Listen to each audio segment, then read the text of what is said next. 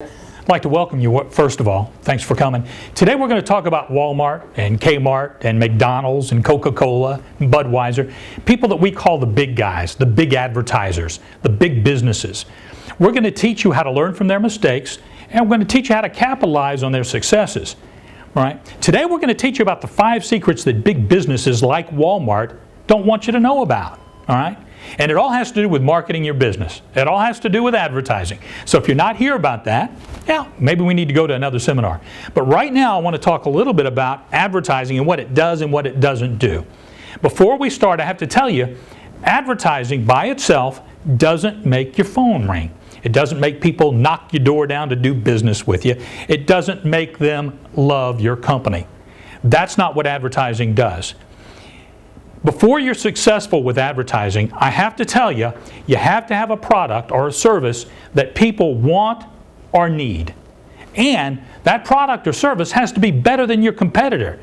It better be almost excellent. Now, if you don't have a product that people want or need, and it's not better than your competitor, you may want to consider not advertising or not even being in business. Okay? I'll give you a real good example. If you're in South Louisiana and you're selling, let's say, elk gumbo, pretty good chance you won't be in business long. There's not a big demand for elk gumbo. Now, maybe up in Alaska, but not here.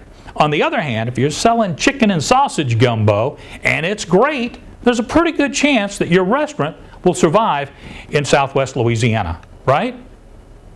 Now, the purpose of our presentation today, and it's only going to be a few minutes, guys, is to make advertising more effective for you. It's to introduce you to branding your business. We'll tell you what it is, why it's important, and how to do it properly. And we're going to introduce you to using creative commercials that are different than what most advertisers use. All right?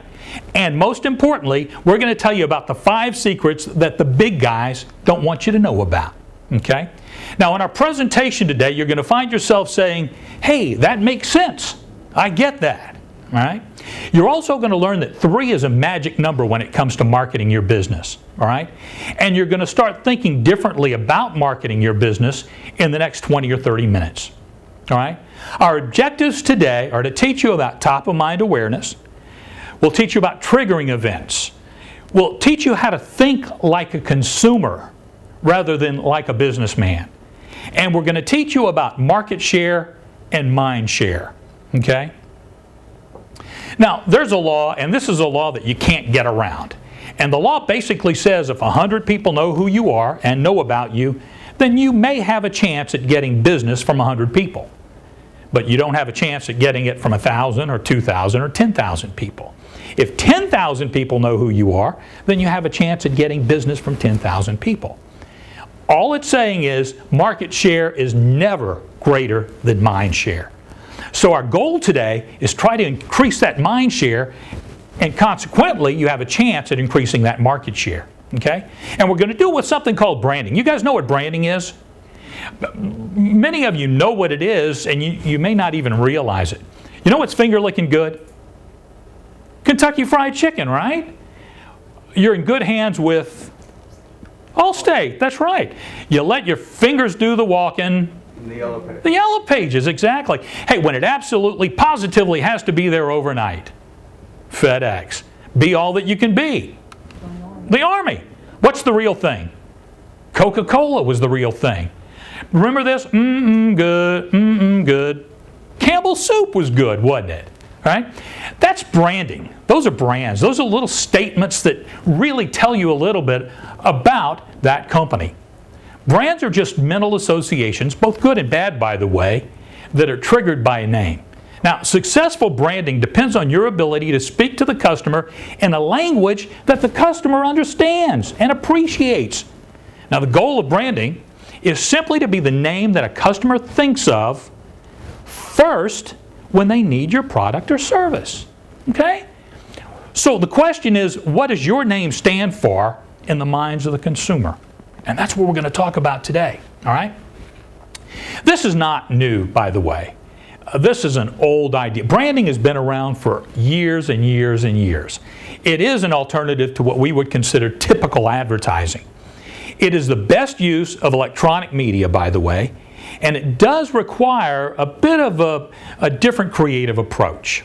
It also requires a different scheduling strategy than most advertising. And it addresses your long-term advertising needs rather than short-term. We're going to start this off with something called ladders of importance. Now, some people call this a pyramid of importance, and everybody has a different name for it, but really it's just how far up in the mind of the consumer your business is compared to your competitor. Okay? Now, I'll give you a real good example. Name a hamburger fast food restaurant. McDonald's. Name another one. Burger King. Name another one. Wendy's. Guess what?